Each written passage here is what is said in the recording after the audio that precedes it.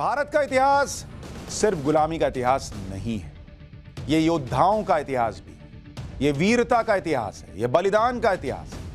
हमें मुगलों के गुणगान और अंग्रेजों की गुलामी के बारे में ही बताया जाता रहा, लेकिन आज मैं आपको ऐसे योद्धा के बारे में बताऊंगा जिसने मुगलों के पसीने छुड़ाए। भारत के इतिहास के इस योद्धा का नाम है बाबा बंदा सिंह बहादुर। आप में से बहुत सारे लोग शायद नहीं जानते, लेकिन आज आपको बाबा बंदा सिंह बहादुर के बारे में जानना चाहिए, जैसे मैंने आपको चोल राजाओं के बारे में बताया।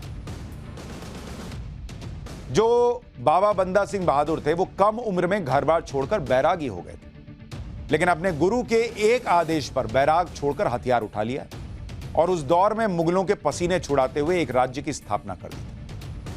पाठशाला में मैं आपको बंदा बहादुर सिंह के बैरागी से योद्धा बनने के सफर के बारे में आज बताने वाला हूं। बंदा सिंह बहादुर कश्मीर के राजौरी में एक राजपूत परिवार से संबंध रखते थे। उनके बचपन का नाम लक्ष्मण देव था। वो घुड़सवारी और शिकार करने में माहिर थे। बताया जाता है कि एक दिन बंदा बहादुर शिकार के लिए जंगल में गए और एक हिरनी को तीर मारा। हिरनी की मौत हो गई। बंदा बहादुर उसके पास पहुंचे तो देखा कि वो हिरनी गर्भवती थी। यह देखकर उन्हें बहुत दुख हुआ और दुनिया से उनका मोहभंग हो गया। उन्होंने घर परिवार का ही त्याग कर दिया और बैराग अपना लिया और अपना नाम माधो दास रख लिया। इसी के बाद उनका एक नाम माधो दास बैरागी भी पड़ गया। बंदा बहादुर अब माधो दास बनकर साधु के वेश में भटक रहे। जीवन का सार और सत्य की खोज में बंदा बहादुर नासिक पहुंचे। नासिक में माधो दास बाबा औगड़नाथ के आश्रम में पहुंचे और उनके शिष्य बने। इसके बाद माधो दास 1691 में महाराष्ट्र के नांदेड़ पहुंचे और वहां आश्रम बनाकर रहने लगे। यानी सिर्फ 21 साल की उम्र में बंदा बहादुर मोह माया छोड़कर सन्यासी की तरह आश्रम में रहने लगे थे। महाराष्ट्र के नांदेड़ के आश्रम में रहते रहते बंदा बहादुर की ख्याति चारों तरफ फैलने लगी। 17 साल इस आश्रम में रहने के बाद कुछ ऐसा हुआ जिसके बाद माधो दास की जिंदगी बदल गई। 1708 में सिखों के 10वें गुरु गुरु गोविंद सिंह नांदेड़ में बंदा बहादुर के आश्रम में पहुंचे और उनसे सन्यासी जीवन त्यागने के लिए कहा। गुरु गोविंद सिंह ने बंदा बहादुर को खालसा पंथ अपनाने के लिए कहा और नया गुरबख्श सिंह दिया नाम। अब माधो दास से बंदा बहादुर का नाम हो गया गुरबख्श सिंह। गुरु गोविंद सिंह ने गुरबख्श सिंह को पंजाब में मुगलों के खिलाफ सिखों का नेतृत्व करने के लिए कहा कि मुगलों के खिलाफ लड़ो जाकर। इस समय तक बंदा बहादुर की उम्र 38 साल की हो चुकी थी।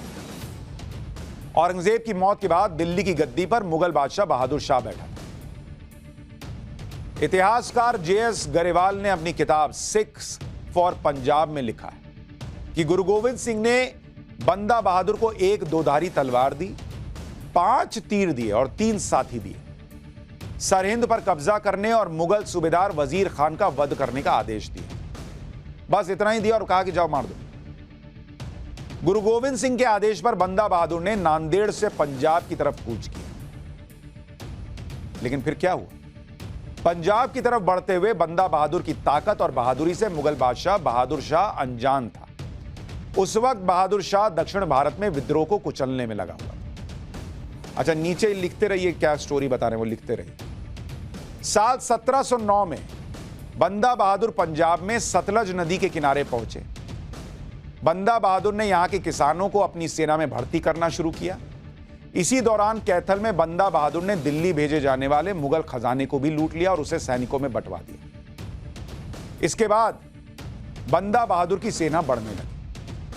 इतिहासकार हरिराम गुप्ता ने अपनी किताब later Mughal history of Punjab में लिखा है कि सिर्फ 3 महीनों में ही बंदा बहादुर की सेना में 8000 सैनिक और 5000 घोड़े शामिल हुए। सैनिकों की संख्या बाद में बढ़कर 19,000 तक पहुंच गई। अपनी सेना के साथ बंदा बहादुर सरहिंद के कस्बे समाना पहुंचे और वहां मुगल सूबेदार पर हमला किया।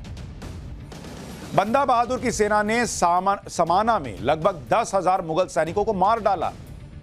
10,000 मुगल सैनिकों को मार दिया, पूरे कस्बे को तबाह कर दिया और बड़े बड़े लोगों को लूट लिया गया। समाना पर हमला करने का एक बड़ा कारण था जिसके बारे में इतिहासकार हरिराम गुप्ता ने अपनी किताब later Mughal history of Punjab में लिखा है कि समाना में मुगल सूबेदार वजीर खान रहता था।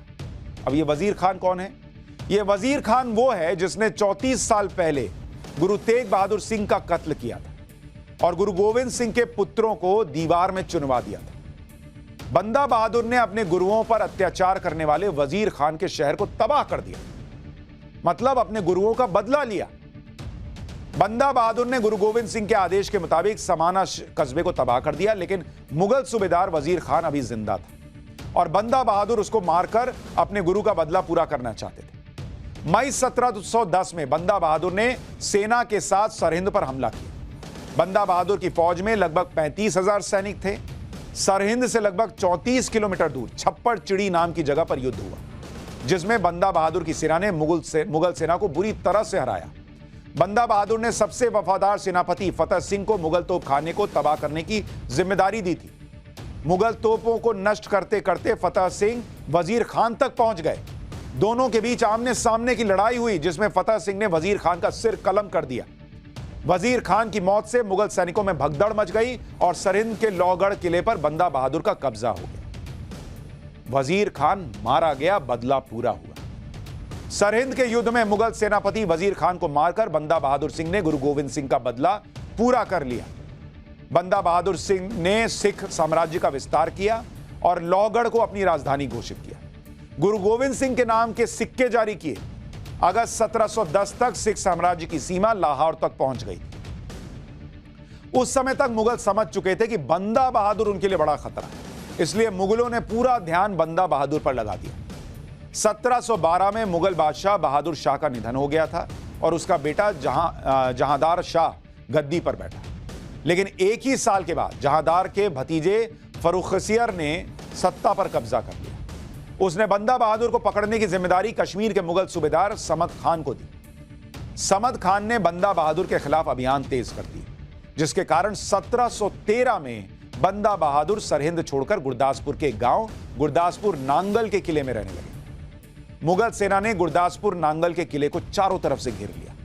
बंदा बहादुर को पकड़ने के लिए समद खान ने अलग रणनीति अपनाई। बंदा बहादुर को पकड़ने के लिए मुगल सेनापति समद खान ने मुगल सेना जो किले को भेद नहीं पा रही थी, इसलिए किले के अंदर जाने के सारे रास्ते बंद हो गए थे, तो गुरदासपुर नांगल किले में अनाज और पानी पहुंचाने के सारे रास्तों पर मुगल सेना ने कब्जा कर लिया। 5 महीने के अंदर धीरे धीरे राशन खत्म हो गया, जिसके बाद बंदा बहादुर और उनके साथी घास और पत्तियां खाकर गुजारा करते रहे।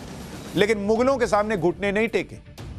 ऐसे योद्धा घास खाकर पत्ती खाकर जिंदा रहे, लेकिन मुगलों के सामने नहीं झुके। लेकिन इस तरह से कब तक गुजारा हो पाता? खाना नहीं मिलने से लोग कमजोर हो रहे थे।